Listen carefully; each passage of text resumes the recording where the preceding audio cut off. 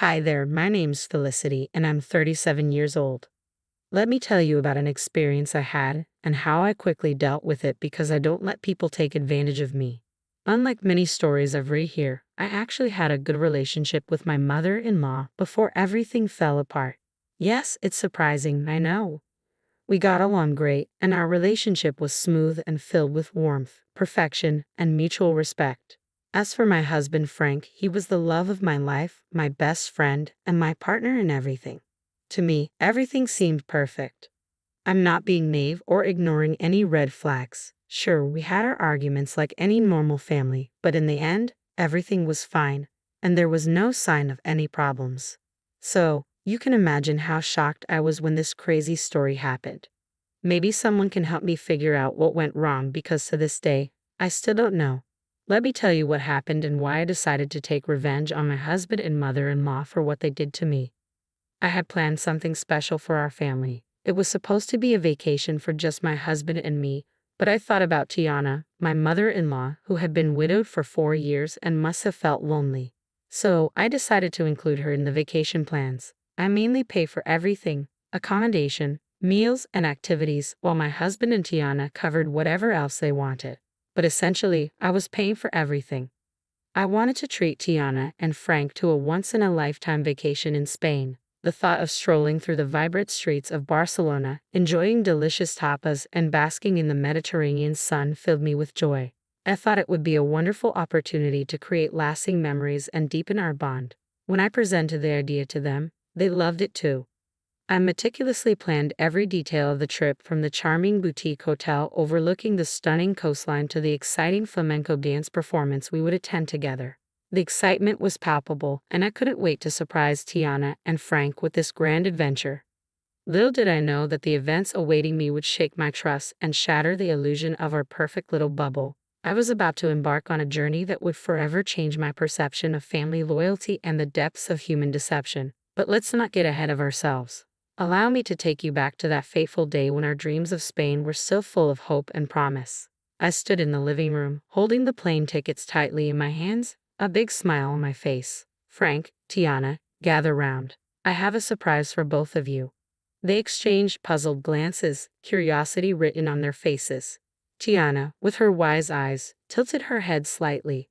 What's all this excitement about, my dear? With a flourish, I revealed the tickets and shared my plans for the Spanish adventure awaiting us. I watched their expressions closely, hoping to see joy and gratitude in their eyes.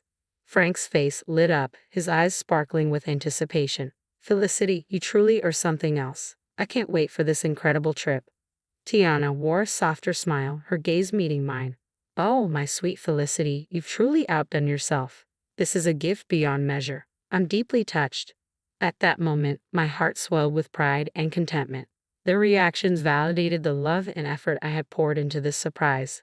I thought this vacation would be the glue that bound us even tighter, creating unforgettable memories and strengthening the bonds that already seemed unbreakable.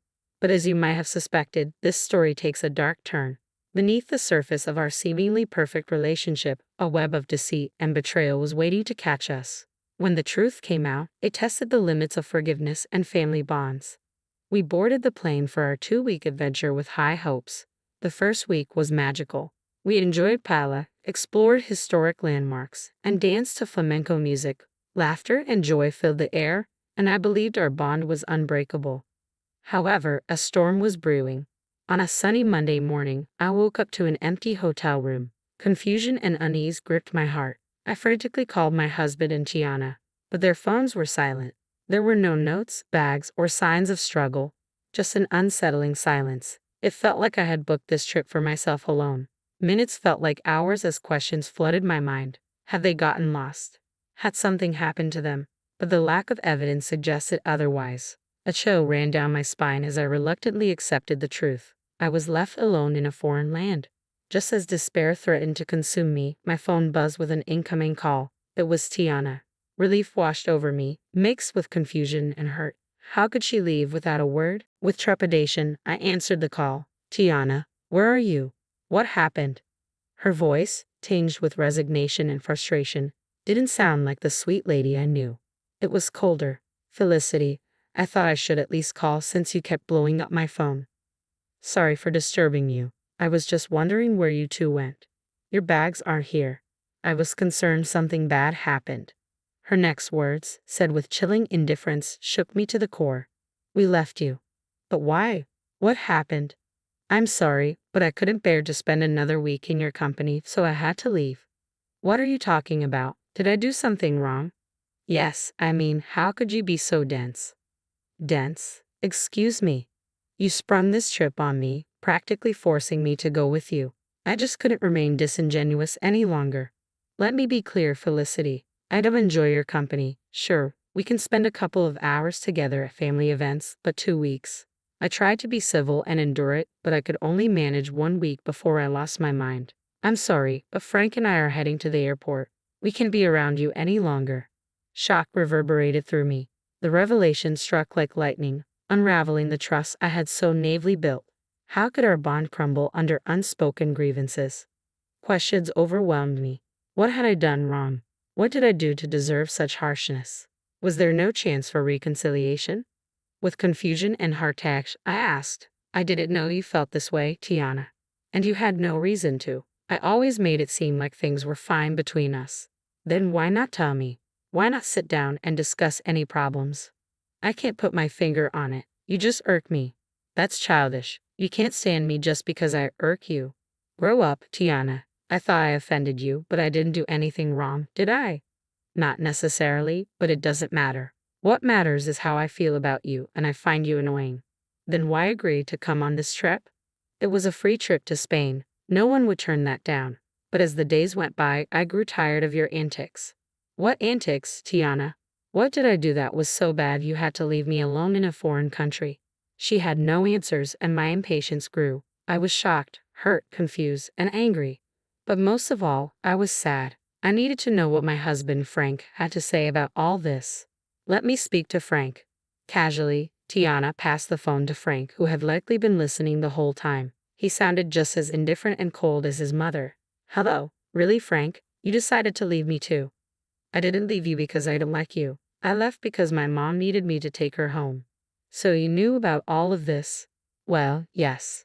How long have you known about your mother's apparent hatred toward me?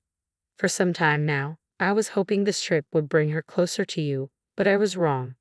Okay, but what I'm failing to understand is why none of you approached me about this. We're all adults, aren't we? If there's an issue, we solve it. It's not like we haven't had arguments in the past. We sat down and solved them. What's different this time? Frank, like his mother moments ago, failed to answer. The only thing I can conclude is that your mother hates me for a silly reason she knows isn't valid. Maybe she's jealous or something. Maybe I have something she can't have, and she knows she can't speak up about it without sounding foolish, so she's beating around the bush. Am I right? Their resounding silence confirmed my suspicion. I'm honestly shocked. I didn't know you two felt this way about me. I hope you have a safe flight home. I cut the call, pacing around the hotel room, still trying to wrap my head around what exactly the issue was. I stopped wondering what I did to deserve this treatment. 47 years on this planet had taught me that sometimes people hate you for seemingly no good reason. They're jealous or bitter because they see you at peace with yourself, and that enrages them because they struggle with their self-worth. I'm sure I'm not the only one who's experienced this, but the last people I expected this behavior from were my own family.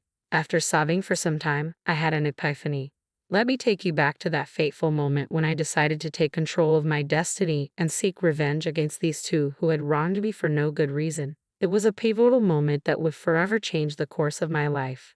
As I wiped away my tears, a newfound determination welled up within me. I refused to waste any more emotions on their pathetic actions. No, it was time to show them they couldn't trample over my heart and get away with it. With trembling fingers, I dialed the number of my childhood friend, Arlo. We had been through thick and thin together, and I knew I could trust him with my darkest secrets. After pouring out my heart to him and explaining the painful betrayal I had experienced in Spain, I cautiously asked if he could assist me in my quest for justice. Arlo, always the loyal and mischievous friend, listened intently, his voice filled with a mix of concern and excitement, reassuring me that he had my back. Felicity, my dear friend, you're a force to be reckoned with, and you know you can count on me for anything. So, what are you planning to do? Well, Arlo, you know how your construction company always has excess sawdust. Yes, it can be quite a hassle to get rid of sometimes. Well, I think I finally have the perfect use for it. His curiosity was piqued, and my plan tumbled out like a carefully crafted script, describing how we would orchestrate the ultimate act of retaliation. My plan involved delivering bags of sawdust to Tiana's house, infiltrating every corner and crevice, and leaving an indelible mark of chaos and betrayal. Arlo couldn't help but smile at the brilliance of my idea. It was a subtle yet impactful way to remind Tiana of the stress she had unleashed upon my life. Armed with Arlo's expertise and my newfound determination, we set our plan into motion. But how will we get inside the house before they arrive back home? You need to get the spare key hidden under the potted plant on the patio. Then you'll be in. Wow, you thought of everything, huh? I'm not one to be played with. I think I'm reasonable, but if they want to act childish, I'll go even lower. Atta girl. As the hours ticked by, anticipation swirled within me. Arlo assured me the mission was complete, and soon I would witness the fallout of our carefully orchestrated chaos. Then, like a sweet melody in my ear, my phone chimed with a message from Arlo. I eagerly opened the pictures he had sent, and there it was, a sight to behold. Tiana's once pristine home now resembled a post-apocalyptic wasteland, drowned in a sea of sawdust. Every nook and cranny had been touched by our mischievous hands. It was a scene straight out of a surrealistic painting, an embodiment of the chaos that had unfolded in our lives. I called Arlo, and his laughter echoed through the phone. I couldn't help but join in. It was a cathartic release, a shared moment of triumph against those who had betrayed me. I expressed my heartfelt gratitude to Arlo, acknowledging his willingness to tread the path of mischief with me. He simply said, "Naughty can be so satisfying." As the clock ticked away, I could feel the tension building within me. How would Frank and Tiana react when they walked through the doors of their once beloved home? The anticipation was almost unbearable, a heady mix of nerves and vindication. I couldn't help but relish the thought of their bewildered faces and disarrayed emotions. Hours later, my phone erupted with frantic energy. It was Frank, his voice laced with panic and disbelief. He described the scene that awaited them, the sawdust-covered house that stood as a testament to their betrayal. My heart danced with wicked delight as I listened to his exasperated voice. At that moment, I knew the message had been received loud and clear.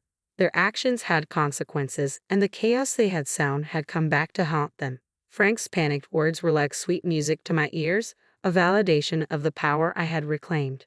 "Felicity, it's just awful. Mom is in hysterics." I decided to reveal the part I had played in this. "It serves both of you right. How could you leave me here alone without a valid reason?" "Wait, Felicity, was this your doing?" The wailing and panic I heard in the background stopped. Suddenly, I heard my mother-in-law say, "Give me that," before shouting in my ear, "Did you do this? How could you do this to us?" "I have no idea what you're talking about. Have you considered that this is just your karma?" "Oh, come on, Felicity, we all knew it was you. Who else would have access to my home?" It's very easy to break into someone's home nowadays, Tiana, especially if you don't have any security cameras installed. Which, by the way, you should seriously consider doing to prevent things like this from happening again. Honestly, Felicity, how can you do this to us? Where are we supposed to sleep? This sawdust is making my lungs ache. Oh, that's right. You probably forgot to get the keys to my house, huh? Well, that's a shame. I'm guessing you two are going to have to stay in yet another hotel. But for how long? Until I decide to come back from my vacation, I guess. I mean, I pay for 2 weeks, and who knows, I might feel greedy and decide to extend my stay. Frank then took the phone from Tiana as she began to bawl once again, mourning her ruined furniture. "Felicity, this was foul. How could you do this? I don't know why you're assuming I had anything to do with this. How could I? I'm currently relaxing in the hotel jacuzzi." I held back my laughter as the two of them were clearly confused about what had happened. Even though they suspected I had something to do with it, which I obviously did, they didn't have any solid proof. So I basked in the glory of knowing they were frustrated with nowhere to direct their anger. As I bid Frank farewell on the phone, a sense of contentment washed over me. I had taken control of my narrative, leaving them to grapple with the consequences of their actions. I know what I did was quite foul and even dangerous, considering how old Tiana is. Spending even one night in that house could lead to serious health consequences. but I knew they wouldn't dare dream of staying there. It was too savage to be habitable. They just had to rely on staying in a hotel a little longer. Because I didn't want my money to go to waste, I stayed that extra week in Spain, enjoying the culture as I intended. Meanwhile, my husband and mother-in-law were undoubtedly worried, trying to find a cleaning company to take on such a daunting task. I didn't know how long it would take to get the house professionally cleaned, but I knew that in the meantime, my mother-in-law would have to stay with us in my home, and I knew she would just be irritated the whole time since she apparently couldn't stand my company. This should serve as a reminder to all of you. Some people need to learn the hard way. If you can dish out your own justice, then by all means go ahead and do it. Really give people something to be mad about.